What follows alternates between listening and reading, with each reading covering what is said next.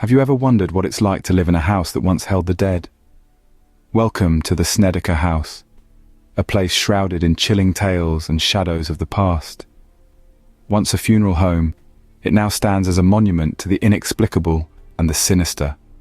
Frequented by disembodied whispers, spectral apparitions, and violent disturbances, it has earned a reputation for terror. So, are you ready to step into the darkness? Join us as we unravel the terrifying chronicles of the Snedeker House. Before it was known as the Snedeker House, it was a funeral home. A place where the departed were prepared for their final journey, a place of mourning and closure. But within its walls, more than just memories of the departed lingered. Its former life echoed in every corner, from the embalming room to the chilling mortuary instruments that once played their part in the rituals of death. Here, where the living made peace with the dead, the air was heavy with an eerie silence that whispered tales of the departed. The echoes of their last rites, the mournful cries of their loved ones, the solemn prayers for their souls. All these seemed to have seeped into the very fabric of the house. It was as if the house remembered every goodbye, every tear, every unfulfilled wish. Little did the Snedeker family know, they were moving into a house with a dark past. In 1986, the Snedeker family moved into the house, unaware of its sinister history. This unassuming abode, with its quaint charm and picturesque setting, was about to turn their lives upside down. The echoes of its past, trapped within the walls, soon began to surface in the most horrifying ways. The family's initial days were relatively peaceful. However, as the weeks rolled on, they began to notice peculiar occurrences. Unexplained shadows danced in the corners of their eyes, chilling noises reverberated in the dead of night, and objects moved of their own accord, hinting at violent poltergeist activity. The house, it seemed, was not as it appeared. The children bore the brunt of these uncanny incidents. Their bedrooms, once sanctuaries of safety and comfort, became the epicenters of paranormal activity. They reported seeing shadowy figures lurking in the corners, feeling an unseen presence watching them, and hearing whispers that seemed to emanate from the walls themselves. Their parents, Alan and Carmen, were initially skeptical. But as the incidents escalated, their skepticism turned into dread. They witnessed their children's terror, heard the chilling noises, and saw the inexplicable shadows. Their home was no longer a haven, it was a battleground against unseen forces, and they were woefully unprepared. In a desperate attempt to protect their children, they sought help from local clergy and spiritual advisors, but to no avail. The disturbances continued, growing more violent and frequent. The family was under siege, living in constant fear. Their dream home had become a house of horrors. The Snedekers tried to keep their terrifying ordeal a secret, fearing ridicule and disbelief. But as the paranormal activity intensified, it became impossible to hide. The once peaceful house was now a hotbed of spectral activity, a grim reminder of its past. The Snedeker family was living in a nightmare, and it was about to get worse. Enter Ed and Lorraine Warren, renowned paranormal investigators. The Warrens, famed for their investigations into the supernatural, were no strangers to the world of the uncanny. The Snedeker House was their next challenge, a chilling tale waiting to be unraveled. The Warrens arrived at the Snedeker House armed with their years of experience and an unwavering belief in the supernatural. They were determined, ready to delve into the mystery that surrounded the Snedekers' residence. Unexplained shadows, chilling noises, violent poltergeist activity.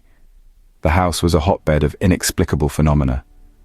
Ed and Lorraine's task was no easy feat.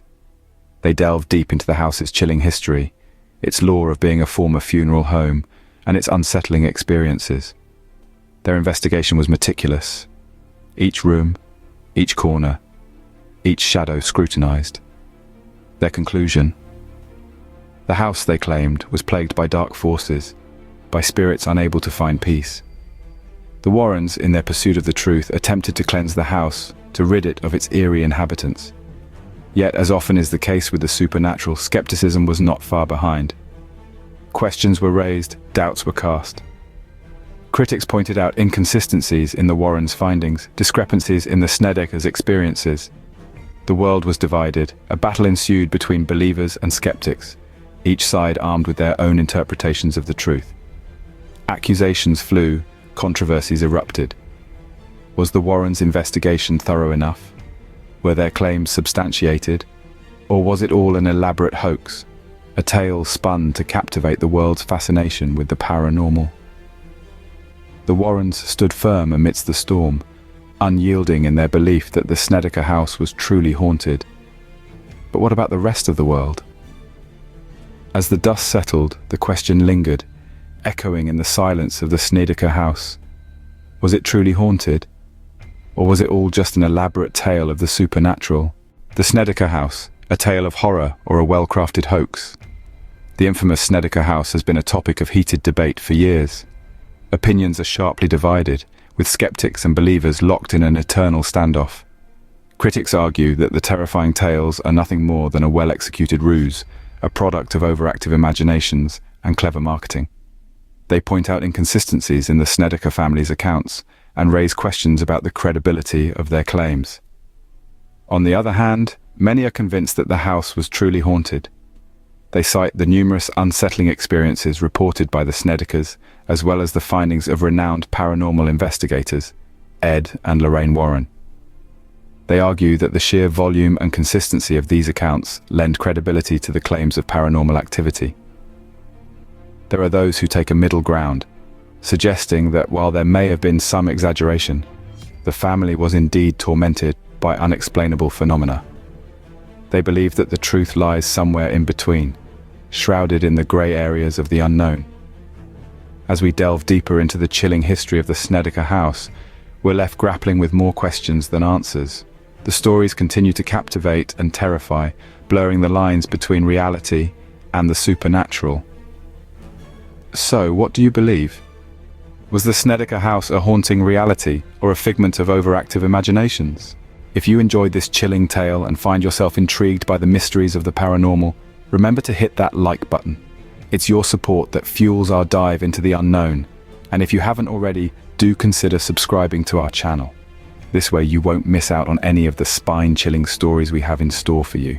Whether you're a skeptic seeking logical explanations or a believer in the supernatural, our content promises to keep you on the edge of your seat. So, stay tuned for more haunting tales and unexplained phenomena. Don't forget to like and subscribe. Your journey into the world of the unknown has only just begun.